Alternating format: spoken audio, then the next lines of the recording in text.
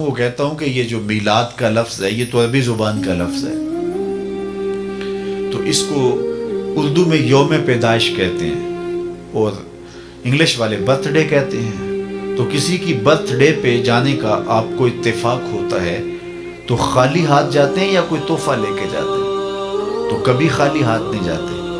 آپ کہتے ہیں اس نے بلایا ہے تو کوئی تحفہ بھی تو اس کے لیے لے کے جانا چاہیے، اور تحفہ بھی وہ لے کے جاتے ہیں جس سے وہ خوش ہو۔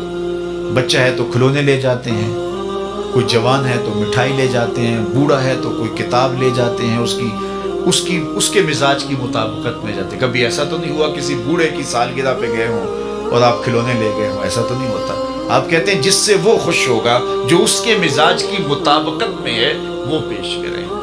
تو پھر حضور کے میلاد پہ آنے والے کوئی حضور کو بھی تحفہ پیش کرے۔ اب حضور کو تحفہ وہ پیش کیا جائے جس سے حضور خوش ہوں۔ تو آقا کریم سے پوچھا جائے آقا کریم آپ کیسے خوش ہوتے ہیں؟ تو آواز آئی وَجُعِلَتْ قُرَّةُ عَيْنِي فِي الصَّلَاةِ، میری آنکھوں کی ٹھنڈک نماز میں رکھی گئی۔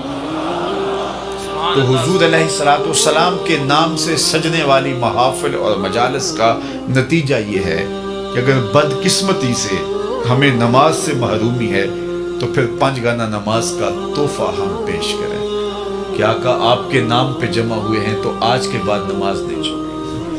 اور میں کہتا ہوں کتنا خوش نصیب ہے وہ لوگ جس کی صبح کا آغاز سجدوں سے ہوتا ہے، اور کتنے بد نصیب ہیں وہ لوگ کہ صبح چڑیاں بھی رب کی تسبیح بولیں، حشرات الارض بھی اس کی تقدیس کے ترانے پڑھیں، میں نے خمرے بلبل سب اس کی تقدیس کے گیت گائیں، اور حشرات الارض تک اس کی تقدیس کے ترانے پڑھیں، اور یہ اشرف المخلوقات ہونے کے باوصف نیند کے خراٹوں میں ہو۔ تو خوش نصیب وہ ہے کہ جس کو 5 گانا سجدوں کی توفیق نصیب ہوتی ہے۔ قیامت کے دن اللہ تعالیٰ جل شانہ اپنے حضور بندوں کو سجدہ ریز ہونے کا حکم دے گا۔ آج کوئی سجدہ کرتا ہے یا نہیں کرتا تو اس دن نہیں چاہے گا کہ میں سجدہ نہ کروں، اس دن تو وہ جھکنا چاہے گا، لیکن بے نمازی کی کمر اکڑ جائے گی، آرزو رکھنے کے باوجود وہ سجدہ ریز نہیں ہو سکے گا۔ اور آپ جانتے ہیں قیامت کے دن جس صف میں نمرود، فرعون، حامان، قارون دشمنان خدا کھڑے ہوں گے، اس صف میں بے نمازی کو کھڑا کر دیا۔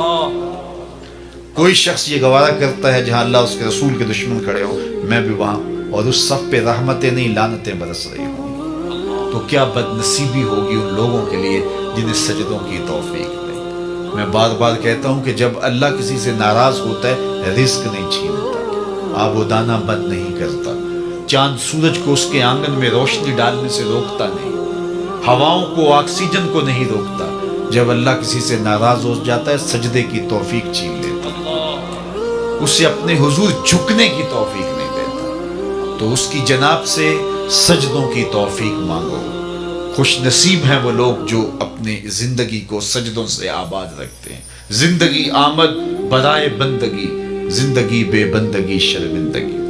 جس زندگی کے اندر سجدہ ہی نہیں ہے، جھکنا ہی نہیں ہے، وہ زندگی زندگی ہی نہیں ہے، وہ چوپایوں سے بدتر کہلائے گا جو اللہ کے حضور سجدہ ریز ہونا نہیں جانتا۔ یہ درخت حالت قیام میں ہے، چوپائے حالت رکوع میں ہے، یہ مینڈک تشہد کے عالم میں ہے، حشرات الارض سجدے میں ہے، انسان اشرف المخلوقات ہے، اس کی عبادت کو تمام عبادات کا جامع بنایا گیا، اور جسے نہ سجدہ نصیب ہے نہ قیام اور رکوع اس کی حضور نصیب ہے تو پھر وہ چوپایوں سے بھی بدتر